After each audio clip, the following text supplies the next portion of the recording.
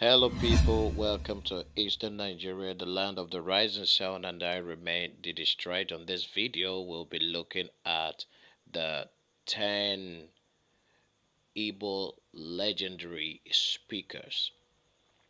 Our basis for choosing this 10 are basically number one, the ability to command the English language, and then assertiveness, ability to say things that are legendary. Our focus is not much on vocabulary or jaw breaking words, but the ability to use the language effectively to clarify issues and communicate in the simplest terms that anyone can understand, and also the ability to say things that are monumental that generation yet unborn can take home. So, there, in no particular order, this is our countdown. For me, this is the book of the year on the future of Nigeria. And anyone interested in the survival of Nigeria has to read this book urgently. Honorable Chudi Ofodile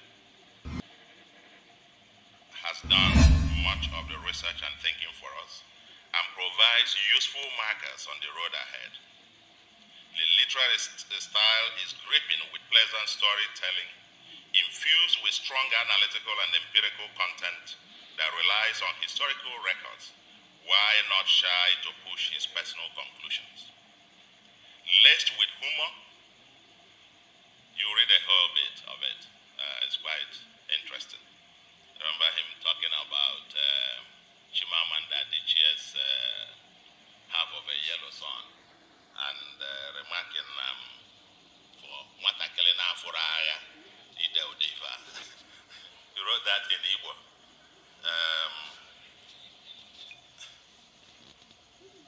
I don't know, Jude himself was a baby during the war, so we might also say, if Ronnie Matakele na Furaya, the Kuno Bikon.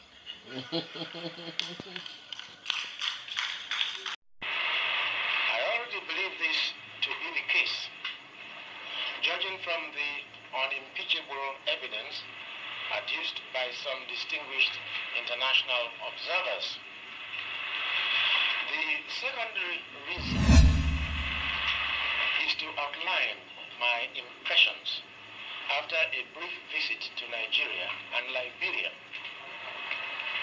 From my limited observation, I am convinced that the right atmosphere now exists for the negotiation of a just and honorable settlement, provided that Nigeria continues to ensure the safety of the persons and property of Biafrans as citizens of one united country.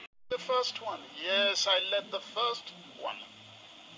And I will say to everyone, I led proudly the first one.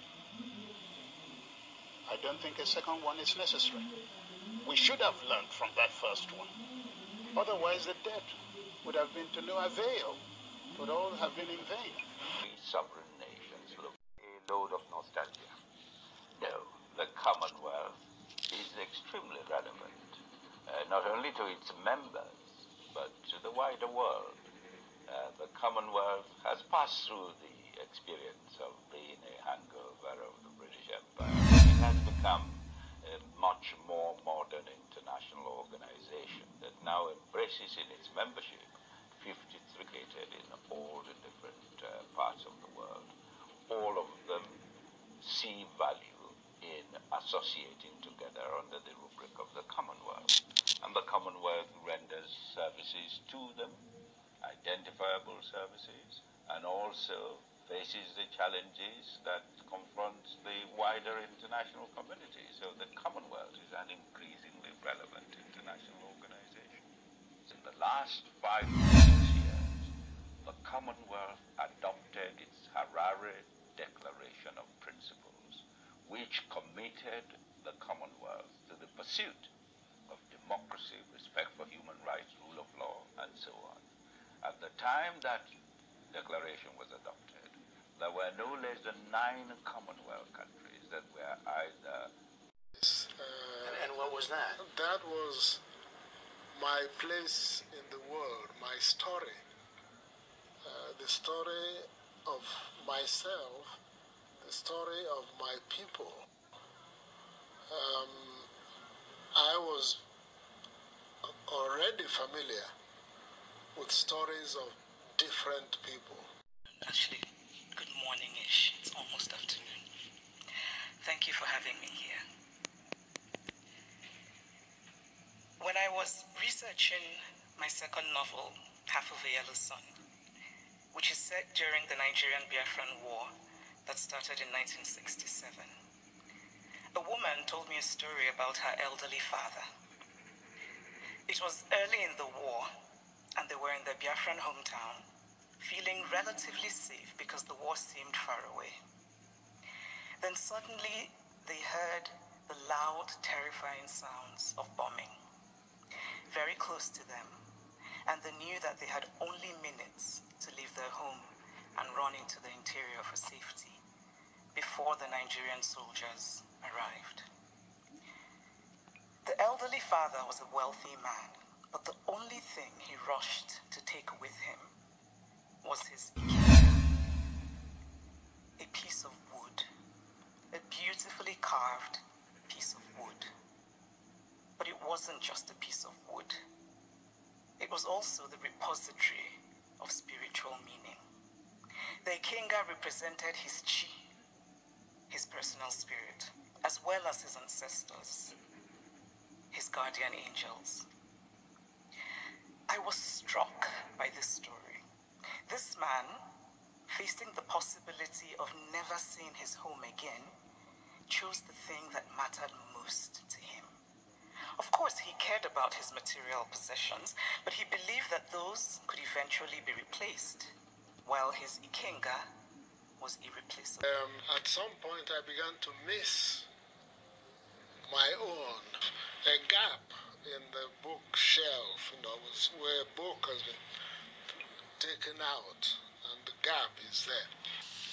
Those are going to be things that we discuss. We have to decentralize as much authority as possible, because even if you were not talking about police, I saw an example of what it means not to decentralize authority and decision making. I saw a bit of it in education. The Minister of Education is also the head of the secondary schools, those few secondary schools owned by the federal government that we call the unity schools. And on the basis of centralized power as the head of those schools, even the basic things about school would have to be sent to me as minister to approve before the teacher in the classroom could do certain things. That's the same kind of situation you have, where you centralize issues. There are certain levels of issues of security that should happen at the local and state levels. We have not thought of that part of our federal structure well, because we, unfortunately, were a federal structure that got overrun by centralized governance. At the time, John F. Kennedy was President of the United States of America. He was the first Catholic to be President of the United States. And these American Catholic priests found their ultimate victim, this young altar boy who woke up every morning, rode his bicycle about 4 or 5 miles to come and get the sacristy ready and serve at Mass. And so they gave me a Kennedy overdose. I read everything that I could read at that age that Kennedy said. So I was quoting these Kennedy things, and they were coming out from my ears and everywhere. And so I kind of grew up believing that I could change the world. I believed everything that I was told by those American priests. Well, several years later, Ezife, I'm from Igbo, reputed to be the origin of all Igbo. Igbo is Naguata, local government of Anambra. Anambra State. I hope I have given you enough. In traditional title, I am Okwadi Igbo. I am Garkuan Fika. I am Akintoluboye of Igbaland. The three tribes, there are many more.